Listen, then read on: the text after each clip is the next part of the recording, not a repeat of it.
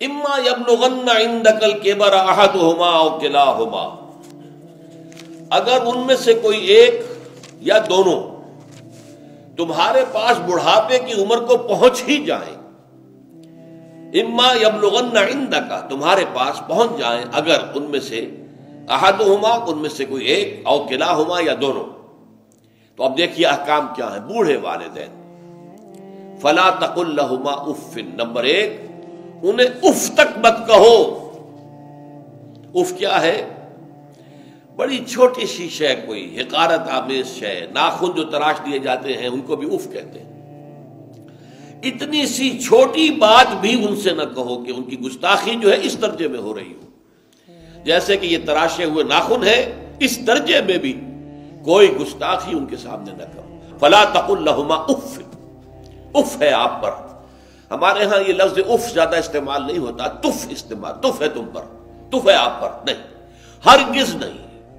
If لکما وما تعبدون، حضرت ابراہیم علیہ السلام نے فرمایا تھا، سورہ انبیاء میں ہے موجود یہ اف لکما۔ سورہ احقاف میں جو سرکش اولاد ہوتی ہے ان کے بارے میں کہا گیا وہ اپنے والدین کو اف لکما، آپ پر تف ہو، نہیں، لیکن یہاں جو حکم ہے فلا تقل لہما اف، انہیں اف تک نہ کہو۔ نمبر دو ولا تنہرہما، کبھی انہیں جھڑکنا مت۔ اما السائل فلا تنہر، سورۃ الضحیٰ جو ہے اس کی جو آخری آیت ہے، تو کسی کو جھڑک دینا، کسی سائل کو جھڑکنا نہیں ہے، اگر نہیں کوئی دے سکتے تو آپ شرافت کے ساتھ اسے معذرت کر لیں، بس اللہ خیر صلی اللہ معاف کیجئے، بس جھڑکو مت۔ ولا تنہرہما، نمبر تین وقل لہما قولا کریما، ان کے ساتھ گفتگو کرو بڑے ادب کے ساتھ، ان کا احترام ملحوظ رکھتے ہوئے بات کرو، لیکن یہ ہے کہ اس کے اندر احترام ملحوظ ہونا چاہیے، ادب ملحوظ رہنا چاہیے، ایسا نہ ہو کہ ان کے دل کو ٹھیس لگے۔ یہی ہے وہ جو بچہ سا تھا ہماری گود میں کھیلتا تھا، اس کی نجاستیں ہم صاف کرتے تھے، اس کو دودھ ہم پلاتے تھے، اس کو چلنا ہم نے انگلی پکڑ پکڑ کر، آج کل تو خیر اور بہت سی چیزیں ایجاد ہو گئی ہیں، واکرز ہیں اور کیا کیا ہے، لیکن پہلے کیا ہوتا تھا، والدین ہی انگلی پکڑ کر چلایا کرتے تھے اور چلانا سکھاتے تھے۔ آج یہ سینہ تان کر بات کر رہا ہے ہم سے، آج یہ اس طریقے سے جو ہے گستاخانہ انداز اس نے ہمارے سامنے اختیار کیا ہے، وہ دل کو ٹھیس لگے گی۔ میں نے اس سے پہلے بھی ایک مرتبہ آپ کو بتایا تھا کہ صرف دو چیزیں ایسی ہیں جن کو محبت اور تعظیم کے انداز میں دیکھنا بھی عبادت ہے، محض دیکھنا اور کچھ نہیں کر رہا۔ ایک خانہ کعبہ، محبت بھرے انداز میں آپ بیٹھے ہوئے، صرف نہ آپ طواف کر رہے ہیں، طواف کریں گے تو اور ثواب ہوگا، آپ بیٹھے ہیں صرف اور دیکھ رہے ہیں، اور اس کے اندر احترام ہے، تعظیم ہے۔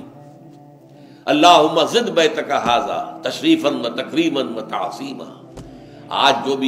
آج کل جو لوگ، اب تو خیر ٹھیک ہے بات وہاں سے آگے نکل گئی ہے، مینا میں پہنچ گئے ہوں گے لوگ، کل تو حج ہو جائے گا انشاءاللہ، لیکن جو حاجی بھی یہ دعا مسنون ہے کہ جب بھی وہ مسجد حرام کے اندر داخل ہوتا ہے اور پہلی مرتبہ نگاہ پڑتی ہے خانہ کعبہ پر، تو فوراً اللہم رب ھذہ البیت زد بیتک ھذا تشریفا و تکریما و تعظیما، اے اللہ اپنے اس گھر کو، اس کی عزت، اس کی تکریم، اس کی تعظیم، اس کے اندر اور اضافہ کرتا چلا جائے۔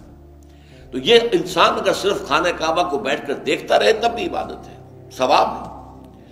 اور اسی طرح بوڑھے والدین کو محبت بھری نگاہ سے دیکھنا، یہ بھی موجب ثواب ہے کہ دل جو ہے ان کو کہیں کوئی آئینہ قلب جو ہے ان کے احساسات کو ٹھیس نہ پہنچے، اس کا لحاظ رکھنا۔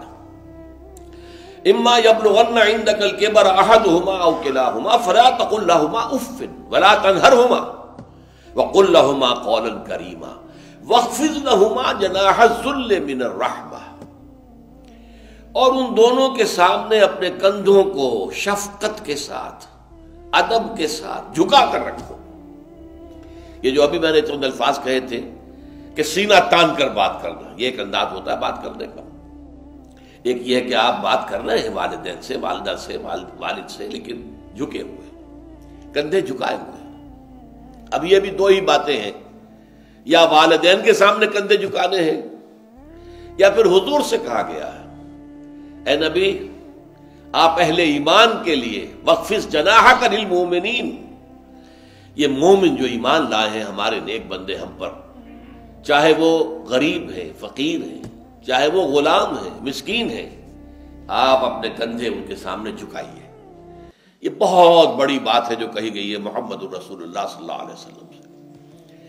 آپ ان کے سامنے وخفض جناحک للمؤمنین، اہل ایمان کے لیے اپنے کندھے جھکائیے، جھکا کر رکھیے، ان کا احترام کیجیے۔ حالانکہ اصل احترام تو حضور کا ہے، وہ تو جب ہم پڑھیں گے سورہ حجرات تو جا کے معلوم ہوگا کہ کس درجے احترام ملحوظ رہنا چاہیے حضور کا صلی اللہ علیہ وسلم۔ لیکن یہاں نوٹ کیجئے وَخْفِضْ لَهُمَا جَنَاحَ الذُّلِّ مِنَ الرَّحْمَةِ، اور اس سب کے بعد بھی وَقُلْ رَبِّ ارْحَمْهُمَا كَمَا رَبَّيَانِي صَغِيرًا، اور یہ دعا کرتے رہا کرو اے رب ہمارے ان دونوں پر، میرے والدین پر رحمت فرما، رحم کر، جیسے کہ انہوں نے مجھے پالا پوسا جبکہ میں چھوٹا سا تھا۔ اب دیکھیے یہاں لفظ کیا آیا، ربیانی، رب، اللہ تعالیٰ رب ہے حقیقی، وہ ہے اصل میں پالن ہار، ساری چیزیں اس کی پیدا کردہ ہے۔ ماں باپ کے دل میں بھی محبت اور شفقت تو اسی نے ڈالی ہے، ماں کی چھاتیوں میں دودھ تو اسی نے بنایا، پیدا کیا ہے، تو اصل رب تو وہ ہے۔ لیکن اس کی ربوبیت کا ظہور جو ہو رہا ہے عالم واقعہ میں، عالم مادی میں، وہ والدین کی ربوبیت ہے۔ والدین پال رہے ہیں، پوس رہے ہیں، اپنی راتوں کی نیندیں حرام کرتے ہیں، بچے کو تکلیف ہے تو والدین نہیں سو سکتے، کوئی اور معاملہ ہے تو اس ظاہر بات ہے کہ ان کا آرام چین بالکل حرام ہو جاتا۔ یہ ہے در حقیقت۔ اب ان کا بدلہ کیا چکا سکتا ہے آدمی؟ میں نے بار عرض کیا ہے کہ شکر جو ہے وہ شکر کا تقاضا یہ ہے کہ انسان حق ادا کرنے کی کوشش کرے۔ حل جزاء الاحسان الا الاحسان، کسی نے آپ کے ساتھ بھلائی کی ہے تو آپ کو بھی اس کے ساتھ بھلائی کرنی چاہیے۔ لیکن والدین نے جو بھلائی تمہارے ساتھ کی ہے تم اس کا بدلہ کیا دے سکتے ہو؟ اگر تم نے ان کے بڑھاپے میں خبر گیری کر بھی لی تب بھی وہ بدلہ نہیں ہو سکتا کہ جو انہوں نے تمہارے وجود میں آنے اور تمہارے لیے جو مشقتیں جھیلی ہیں، جو اثار کیا ہے، جو قربانیاں دی ہیں تمہیں پالنے پوسنے کے لیے، اس کا بدلہ نہیں ہو سکتا۔ اس کا بدلہ ایک ہی ہے، اور وہ کیا ہے؟ اللہ سے دعا کیا کرو وَقُلْ رَبِّ ارْحَمْهُمَا كَمَا رَبَّيَانِي صَغِيرًا، پروردگار ان دونوں پر رحم فرما، رحمت نازل فرما، ان کی مغفرت فرما، ان کے درجات بلند کر، ان کی غلطیوں سے درگزر فرما، ان کے گناہوں کو بخش دے، ان کی غلطیوں سے چشم پوشی اختیار فرما پروردگار۔ اور یہ در حقیقت میں تجھ سے درخواست کیوں کر رہا ہوں کہ مجھ پر ان کے احسان کا بہت بڑا بوجھ ہے، ان کے احسانات کا بدلہ میں نہیں چکا سکتا۔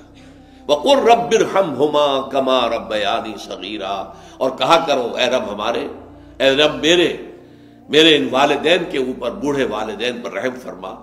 اور ظاہر بات ہے کہ یہ سلسلہ جو ہے یہ صرف زندگی کا نہیں ہے، ان کے انتقال کے بعد بھی رب ارحمہما کما ربیانی صغیرا، رب اغفر لی ولوالدی وارحمہما کما ربیانی صغیرا، یہ آپ کی نمازوں کے ساتھ دعاؤں میں مستقل دعا ہو جانی چاہیے کہ اے پروردگار میری بھی بخشش فرما دے، مجھے بھی بخش دیجو، اور پھر میرے والدین کو بھی بخش دیجو، اور ان پر رحمت نازل کیجو جیسے کہ اس نے مجھے پالا پوسا تھا جبکہ میں چھوٹا سا تھا۔ وَقُلْ رَبِّ ارْحَمْهُمَا كَمَا رَبَّيَانِي صَغِيرًا۔